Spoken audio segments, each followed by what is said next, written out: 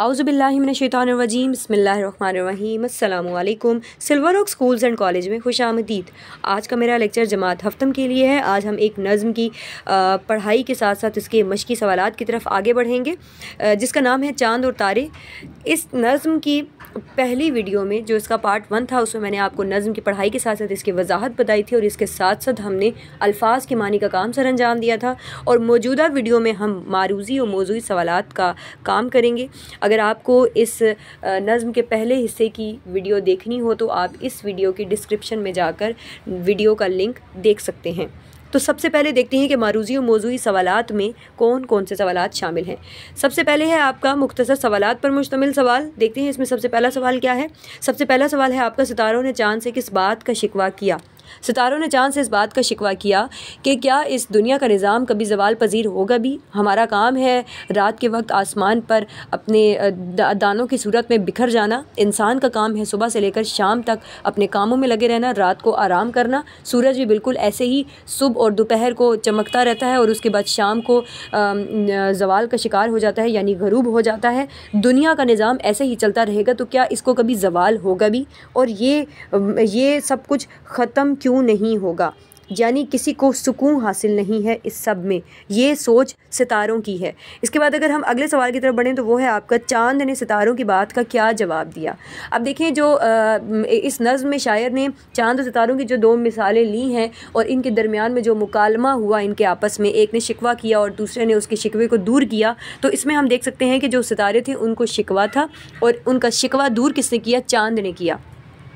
अब चाँद ने किन अल्फाज में सितारों का शिकवा दूर किया। चाँद ने कहा कि मेरे दोस्तों, रात की खेती में दाना चुगने वालों, ये जो ज़िंदगी का काम है ना, ये सब हरकत की वजह से ही है। हरकत में बरकत है। जो इंसान, जो ज़ीरू या जो जानदार हरकत में रहता है, उसी के काम में बरकत होती है और वही दुनिया और आखिरत में सुरखरू होता है। क्योंकि अल्लाह ताला ने इस कायनात का निज़ाम बनाया ही ऐसा है। क्योंकि वो एक शेर है ना एक शायर का, कि दर्द दिल के वास्ते पैदा किया इंसान को, वरना अतात के लिए कुछ कम न थे कर्रो बयां।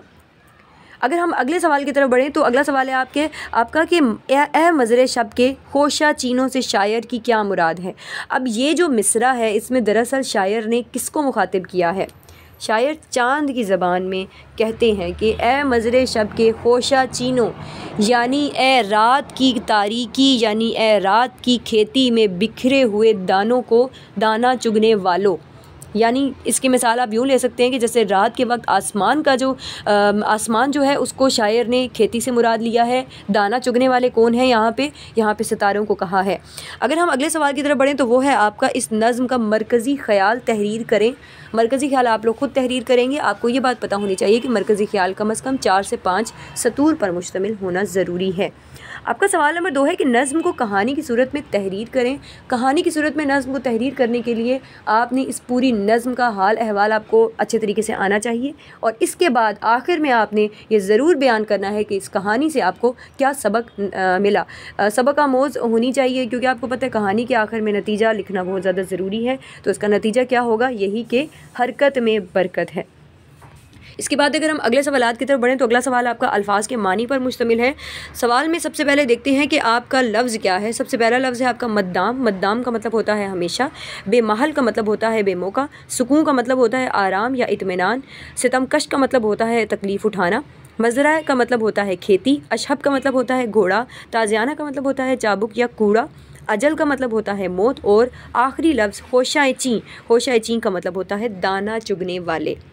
अगर हम अगले सवाल की तरफ बढ़ें तो वो है आपका वाहिद के जमा पर मुश्तमिल। मश्की किताब का सवाल नंबर 4 देखें। सवाल है कि मुदर्जा ज़िल वाहिद की जमा तहरीर करें। सबसे पहला लफ्ज़ है फ़लक। फ़लक की जमा है अफलाक। शजर की जमा है अशजार। रस्म रसूम। मंजिल की जमा है मनाजिर। और आखिरी लफ्ज़ है आपका मकाम, जिसकी जमा है मकामात। मश्की किताब के आखिरी सवाल की तरफ बढ़े तो वो है आपका कवायद पर मुश्तमिल। सवाल नंबर 5 को देख लेते हैं। सवाल नंबर 5 है कि मुदर्जा ज़िल मुरक्कबात की किस्म तहरीर कीजिए, यानी ग्रामर की रूह से बताइए कि ये लफ्ज़ क्या हैं। आपका लफ्ज़ है सुबह शाम। सुबह शाम का मतलब सुबह शाम जो है ये ग्रामर की रूह से मुरक्कब अतफ़ी है। दम सहर का जो है ये है आपका हरूफ इज़ाफ़त और अशहब ज़माना जो है वो मुरक्कब इज़ाफ़ी है। मुझे उम्मीद है कि मेरे बाकी लेक्चर्स की तरह आपको ये लेक्चर बहुत अच्छे तरीके से समझ आया होगा। अगर आपको कुछ समझ नहीं आता तो उसके लिए ज़रूरी है कि आप वीडियो को कम से कम 2 से 3 बार ज़रूर देखें।